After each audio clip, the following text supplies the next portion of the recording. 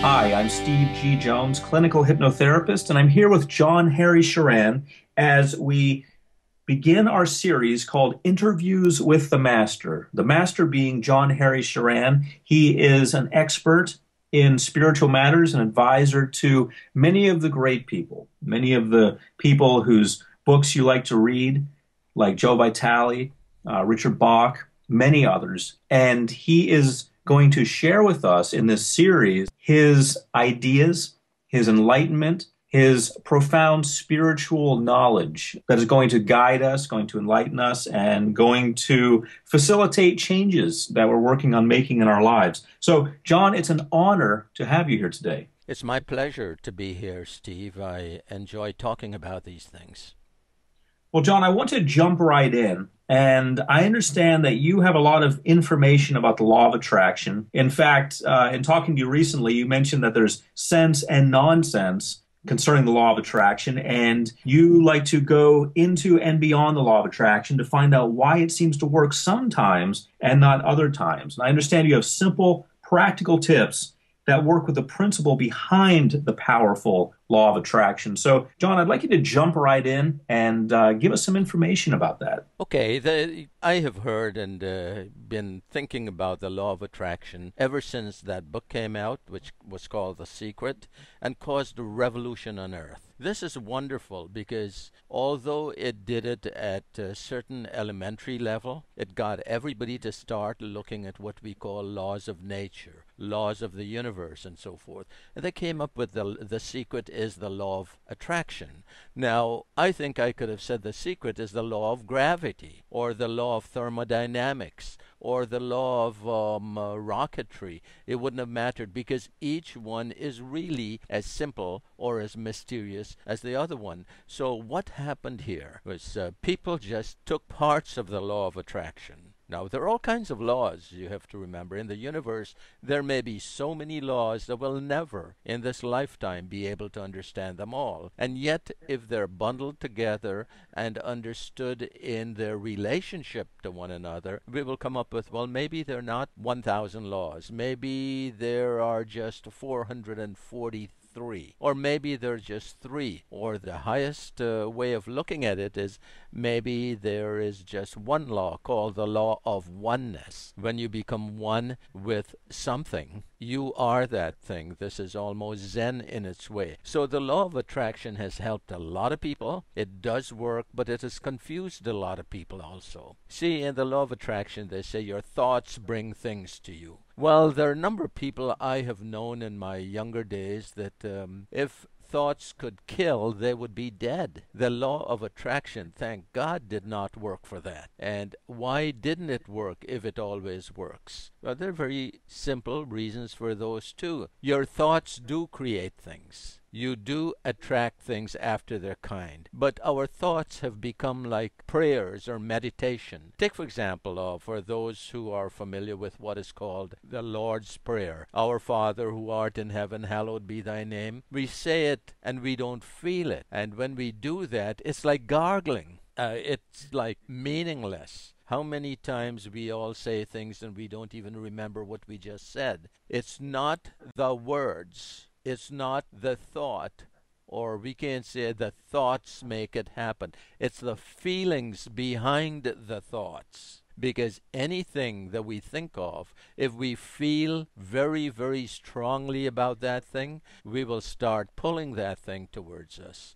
And that is what the law of attraction is. And although it was explained clearly by friends like Joe Vitale and many others, even very well-known people. For example, I saw Joe on Larry King's show. And one of the things, he was there a number of times, and one of the things Larry King said was, this thing really works? Of course it really works. It's like I'm sitting here on this chair and I'm thinking, well, you know, somebody wrote a book called The Law of Gravity and how to make it work for you. Well, it's simple. I'm sitting in this chair. It means that the law of gravity is working for me. Even if I fall off the chair, the law of gravity is working for me. If I climb the highest building and say I'm going to defy the law of gravity and I jump off, I haven't defied the law of gravity. I have just proven the law of gravity. See where I'm coming from, Steve? We interpret this thing. John, that's really fascinating. And, I've thought a lot about that in recent years, especially. Can you share with us some other concepts concerning that? Well, certainly, Steve. That's wonderful. But here are a few other things that may illustrate this a lot better. The law of attraction is the law of attraction. It says that in the world of mind, like attracts like. So if we are thinking great thoughts, we will attract other thoughts and ideas that are great. And then we have to do some work to make it happen. The problem with the nonsense I refer to about the law of attraction, someone sits down and says, I've been trying to attract this thing, and it's not coming to me. I don't know what to say about that except there is a little something missing there, and it's called taking action. Because an acorn will become an oak tree. It's destined to become an oak tree. It's written into its very genetic makeup to become an oak tree. But if you don't do something with it, if you don't put it into the ground, or if it doesn't fall in fertile ground, it'll never become an oak tree. So with the law of attraction. So with the law of thermodynamics, which works in all the cars we drive these days, or so far until we find a better way. It's like heat and expansion and gas laws and all kinds of laws. Now, for me to drive my car, I don't have to know one little thing, not one little thing about the laws of thermodynamics, not law 1, 2, or 3. For me to be able to breathe, I don't have to know anything of what we call the gas laws, and there are those. See, my background is as a scientist, Steve, and so I like to relate those things to show people we do not need to know that. I don't need to know how the half-wave rectifiers and whatnot our television sets have, or our computers. I don't have to know any of that stuff. In fact, I don't know much of it. All I know is when I want to, like we're talking now, all I had to do was to press a few buttons, and there we are, in almost instantaneously connected, just like the law of thermodynamics. Don't have to know that. I go into my car, I take this little thing called the key, I turn it, and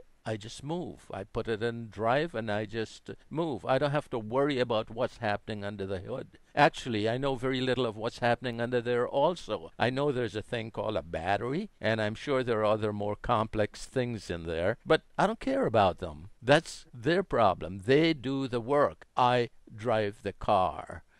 The law of attraction, we do the attraction using those laws, just like I drive the car. And when we are afraid of things, we attract them to us. When we love things, we attract them to us. When we are quiet about things and we're thinking clearly, the thoughts generate certain emotions which energize something in the universe. Or let's put it this way, it energizes the law of attraction. It makes it work. But if I sit back and say, I want to win the lottery tomorrow, or I want to win the lottery next week, there's no feeling in that, there's no knowing. So we've got to go beyond the simple surface value and surface effects of the law of attraction to what's happening underneath, because strong emotions will make it happen. And I know some of the people listening to this will say, what's he talking about?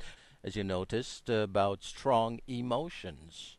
They are necessary to activate this law, so to say. If you were sitting still on a rock and not moving at all, well, you might say the law of gravity doesn't work. But if you're sitting on the rock and a bird flies overhead and something falls on you, you know for sure that the law of gravity is working. Even though when you were sitting still on the rock, it didn't seem like it was, but you were held on that rock by the law of gravity. And everything we see in our world, everything that's here, everything comes because we attract or we bring that thing to us. Now let me clarify that a little. I don't think any of us could say everything, like totally everything. I'd say most everything, because there are other forces at work that we really don't know that, and that might be, I think, Steve, that might be topic for another talk, okay? But That would be great, John. We'd love to have you back for many interviews. well, thank you. So In the future, we'll talk about some of that, but let me stick with the law of attraction and tell you a few little simple things about it. First, it is a law. It's a universal law. It works. Whether we think it does or not, it works. The way we can get it working for us is to look at some things under us. You know, Steve, there are times when people are so afraid of things that they're almost paralyzed with fear. Absolutely. I've seen many of my patients in that situation. Yeah. When that happens, you become a bundle of emotions. All it's doing, it is activating the law of attraction, but it's doing what, if we were to go to the good book, the one we call the good book, the Christian Bible or the Jewish scriptures, we will find in one of the books, I think it's called Job, where this guy, Job, was like so rich and powerful and everything else, and then one day he lost everything, and he was sick and he was covered with sores, and then he went outside and he stood up and he looked up and he said, the thing that I feared most has come upon me. See what I mean there, Steve? He had that within himself all the time. Although he was successful in everything else, he was afraid of loss, scared that he might lose everything. So when he did lose everything, he clearly said, the thing that I feared most has come upon me. It is just as simple to reverse that and say, the thing that I loved most, I've gotten it. It has come upon me. So it's a matter of perspective. It's a little matter of training. You know, we talked a little bit about cars earlier and the law of thermodynamics, or the laws, there are three of them, of thermodynamics. Well, and I mentioned I don't have to know about those laws. I could just get in my car and drive. Here's the thing, Steve. If I didn't learn how to drive, it would have been really, really very difficult to do that. But and learning to drive has nothing to do with the law of thermodynamics, the laws of thermodynamics. It had to do with doing some things, taking certain actions, being careful, learning certain things. When you put your signal to the left, you don't turn to the right. You realize that green lights don't mean stop, and red lights don't mean go, and you learn a few simple things, still nothing to do with the laws of driving or the laws of thermodynamics. But it's similar to that of the law of attraction. Wouldn't you say you need to know a few things? Absolutely. And understanding any technology is going to be very powerful, I think. Yeah. So this is just like learning something else. So we have to spend a little time learning the basics of what makes it work. Remembering, when I'm very afraid of things, I can cause those same things to come to me. I mean, I know I've had some of those happen a lot more than I like. Also, when I'm very comfortable and I am not afraid, but I'm excited about some other things, those other things will happen. We are just working within the law of attraction. So you're saying that we can attract positive things or negative things. The law of attraction doesn't necessarily care, but if we put it out there, if we put fear out there, we'll get a negative result back. If we put happiness and belief out there, we'll get a positive result back. I love that. That's exactly what I'm saying. You see, in this room I'm sitting right now, Steve, there's a light switch, and the light switch controls the lights in this room. And one of the ancient rishis or the Pope or a really good person or can come and flip that switch on and the lights will go on. You agree? I mean, Yes. if there's electricity. Right. Here's the other thing. Let's say Jack the Ripper came and he flipped that switch. I have never thought that the switch is going to stop and say, look, we don't go on. I don't put on lights for guys like you. It's what the law of attraction is like. It doesn't stop you saying, hey, don't think about that thing because it's not going to be good for you. That's another talk we'll go into about how we do that, how we get the guidance of what. But the whole thing is you got to watch your thoughts, not like you sit down and you watch for a fish while you're fishing. You don't want to put any pressure. You just have to become aware at the moment of the things you're thinking about. You think that was clear enough there, Steve? Absolutely. I think that makes perfect sense. I think that I love your story about Jack the Ripper because that really brings it home. That the fact that the law of attraction isn't really looking at certain things. It's just doing what it's supposed to do. It's just the law, just like electricity. And I love that. It's going to flow Hmm. no matter what you set in motion, no matter who sets it in motion, it's going to flow. So that really hits it home for me. Yeah, well, you see, the law really doesn't care. Anyone can do it. Just like anything else, it doesn't really care. It's up to you. It's like here again, we go into the car thing. Notice I like to use cars because most people drive, or I think they do. Hmm. Cars that have power steering, and most of them these days have, you get into the car and you make a left turn, and the power steering mechanism works to turn left. I don't remember a car that has said to me, "Hey, John, hold it. I don't feel like going left today, so I'm going to go right." See how we can simplify this whole law of attraction?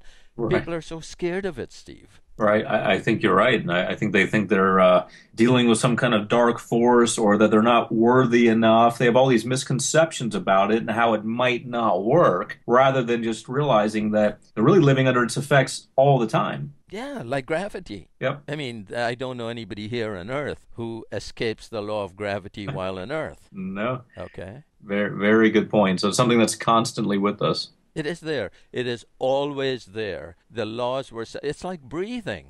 We don't think about the air we're breathing. We don't have to. Well, there are exceptions to everything. If you're in a very polluted area, you'd better. But generally, you don't have to think about it. It happens automatically. The only time you notice this is if you stop breathing or somebody makes you stop. Then you find out there's a great need for air. But you can't do that with these universal laws. They will work all the time. Now, do you mind if I tell you about laws and higher laws? No, I wish you would, John. Enlighten us. Bring us the information that you have. If we could just put some kind of tube in your brain and extract all the information. That's really what I want from this. I want you to bring forth everything you've got and just enlighten us and fill us full of your knowledge. Oh, that'll only take about 3 minutes, Steve, but I'll continue nevertheless. I doubt that. That'll be a long 3 minutes. Okay, here's this thing. We just talked about the law of gravity, the law of attraction, and the law of thermodynamics. I'm using those because they're the common ones. And again, I use some of these science things because I was trained as a scientist. Okay, and I like some of the things that happen there.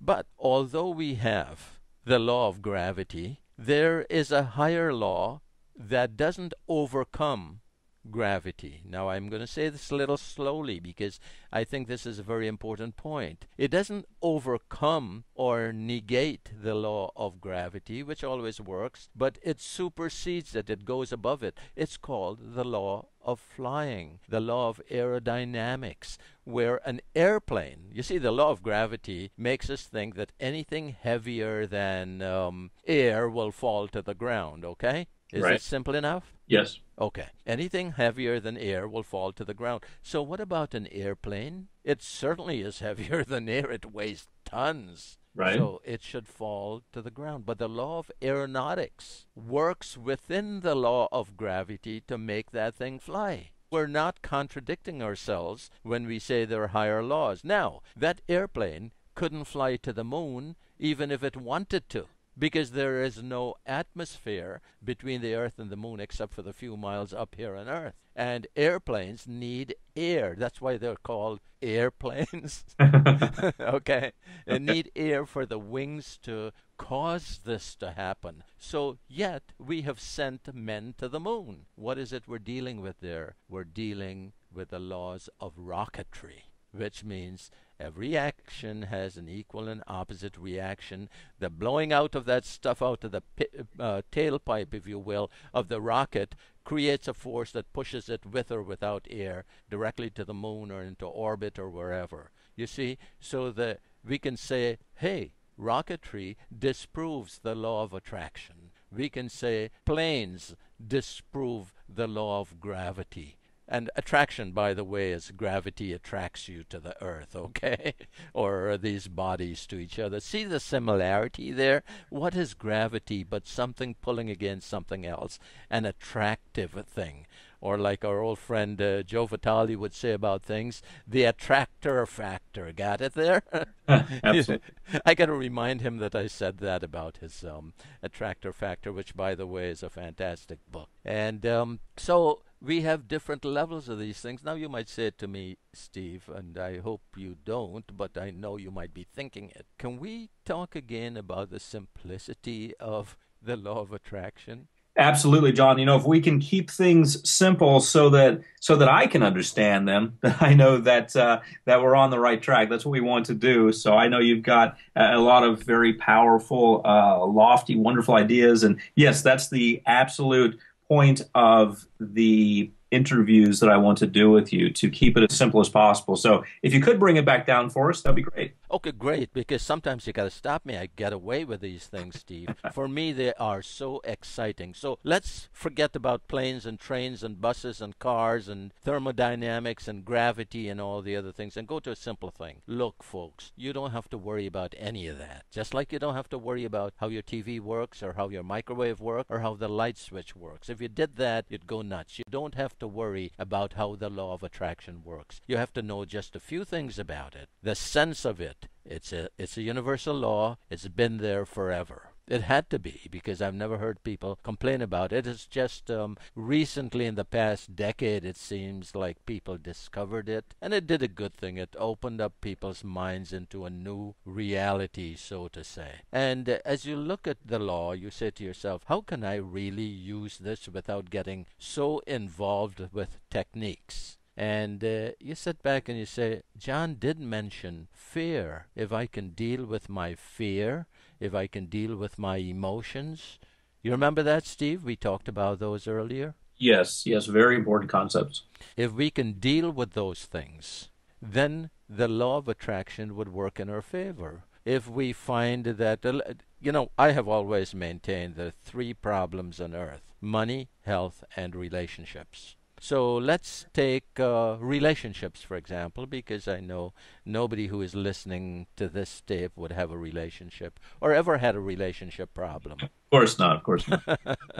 So let's say boy meets girl, or boy meets boy, or girl meets girl, or whatever it is these days. And there is this mysterious thing we call an attraction, a love. This guy likes this girl. For simplicity, I'm not going through the guy, girl, guy. Ours will spend the whole time doing that. Let's assume a guy and a girl love each other, but the girl loves the guy a little less ardently than the guy does, and he is now scared that he's going to lose her, that something's wrong with him. And I think you mentioned this earlier, Steve. For whatever reason, could be low self-esteem, right? Or feeling, and this is something that's very, very important, feeling that you are not worthy. He feels he is not worthy of her. Guess what? She picks up on that. Now she keeps thinking, maybe he's not worthy of me. Maybe I don't love him that much. And he keeps thinking more, oh my gosh, I'm going to lose her. Guess what happens? An energy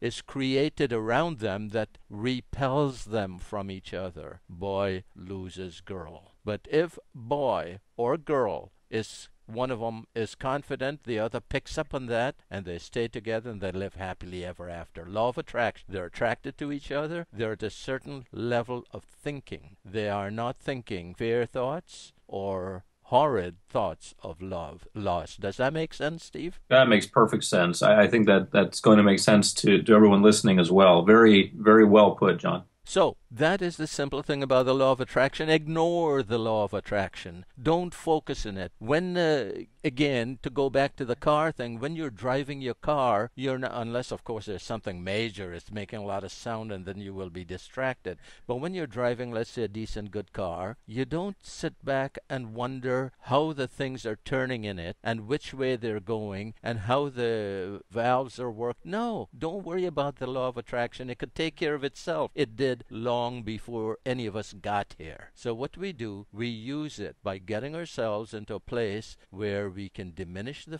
fear we have in us about something happening, where we can get rid of anxiety for even a few moments and let the law do its thing, which calls for trust. You gotta trust the law. You don't believe, you gotta trust. Notice we're coming back to simple things, Steve, like trust, dealing with awareness and fear, right? Yes. Tom, they say don't worry about the laws of any of these laws anymore. Just watch how you fear, what you love, what you're anxious about, what you're concerned about. Don't sit down and think, I am going to use the law of attraction and I'm going to make this thing happen to me.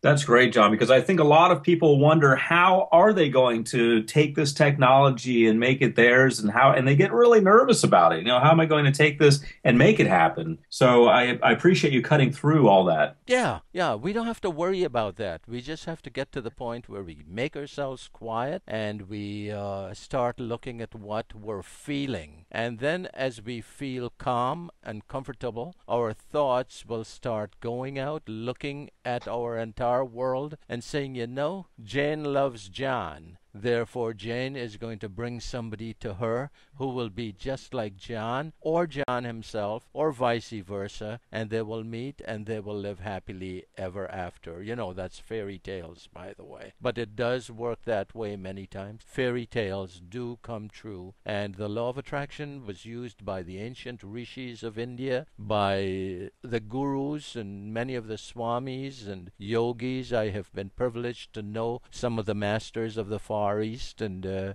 talk to some of these people, and they don't worry too much about the law of attraction. If I can give one little thing about the law of attraction, is this: let the law work. That's well put, John. I think so many people get caught up in trying. And of course, when we try, what we do is we set ourselves up for failure. That's what we do when we try. When we just do or when we just let it be, then that's so much more powerful. And as a hypnotherapist, I come across this all the time because I'll have clients in the office who are trying to be in just the right state of hypnosis and trying to get themselves in that Zen-like trance. And I tell them all they have to do is sit there and just relax, and I will take it from there. It will just happen to them. Oh, that's a nice way you put it, because it's the same thing with this. I like the part where you say, when you talk about trying, you're setting up yourself for failure. And I remember an example I use sometimes. It's like I say to audiences every once in a while, look, here's an example of how this thing works. Try not to think of the word hippopotamus. And then I shut up. I'm quiet for about 30 seconds, and then I said, what were you thinking? How many of you were able to stop thinking about hippopotamus? And in every group, Steve, there is always one person who said, I wasn't thinking about it, but it was a big one, stuff like that. But if you try to do it many times, you create an equal and opposite force. So we don't, I think in one of the Star Wars episodes, you had the Yoda saying, don't try, do or not do. Do the thing. Don't even worry about trying. And if you are okay within you, if you're working with the universal laws, which you always are working with, by the way, you will be led to take the right action. The law of attraction can't help itself but to work with you. But too many people are studying it as if they are examining it under a microscope. It's nothing more to be examined than to use it. It's a tool. It's a law. We can get into what they call the paralysis of analysis by trying to learn everything about something. I fully agree with that. And just like you were saying about gravity, it's going to happen whether you think about it or not. And people get so caught up in the concept of having to struggle for things and having to make this happen and make this work, and they work against themselves. And I see this all the time with my clients. They just get so caught up in trying to get money or trying to get a relationship that they work against themselves, when all they really have to do is live their lives, do what they do to the best of their ability, be themselves, their authentic selves, and money comes to them because they'll be doing what they love to do, and relationships come to them because people see them doing what they love to do, and they're drawn to that, and everything works out. But it's this anxiety that everyone gets when they're so caught up in their lack and they want so badly, so desperately to fill that void that they actually end up undoing what they're attempting to do. What they're trying to do actually here, Steve, and I love how you put that because it couldn't be simpler than what you just said. And what the part that's very important here is people try to make things happen instead of allowing things to happen. It's like they're watering their garden and standing on the hose, or they're rowing away from the shore and their boat is tied to the dock. They gotta just relax, look around them, take a quick inventory of what's happening, and then just choose. That's all we gotta do. Choose to go another direction. That's powerful, John. So you're saying that all it takes, essentially, at its core essence, is for us to choose. Now, I imagine that in that choice, in that decision making, in that moment that we do choose, we've got a lot going on. We're invoking a lot of powers, and we're calling on the law of attraction to say this is what's going to happen now. Get behind me and make it happen. Would you say that's accurate? I would say that's a very good description of the whole thing. Because long, long ago, like a few decades ago, I wrote a book called When You Can Walk on Water, Take the Boat. And somewhere in the introduction or preface or somewhere, I said our greatest job on earth is to make choices. We only have to choose. And I've had people who say to me, well, there was no other choice. And I've studied that situation over the years and said, there's always another choice, always something else that could be done. And our job is just to choose one or the other. And sometimes there are many choices. And it's not really like even making a decision, because I remember one of our great writers by the name of Eric Butterworth. Eric passed away a few years ago and went into the greatest adventure that awaits all of us. And once he says, John, decisions are not to be made. They are to be discovered, and then you let the decision make you. Now, I don't know how meaningful that would be to people, but to me, it was very meaningful because it meant that I didn't have to even force the choice. And that's another thing we'll talk about in one of these segments, how we get into ourselves, and the choice, you're going to like this, Steve, the choice chooses us. John, that is very powerful. Let the choice make you. A gentle desire. Notice the word desire. For the first time in this conversation, I brought it up because it's very important. It's like a whisper, a wisp of a desire. And then, if we get real quiet, we'll talk about this at length some other time, and we will feel within us where to go. We would make a choice, and after we make the choice, we have then activated the law of attraction. We have set the whole thing in motion, and all we got to do is sit back and enjoy the ride. That's very well put. And I love the way that that takes the anxiety out of it and the work out of it and just really gets us in tune with the concept that this is something that happens naturally. It is a natural thing. It's built into us. It's as natural as breathing, having our hearts beat, and it's as natural as anything we could think about. That is a beautiful concept.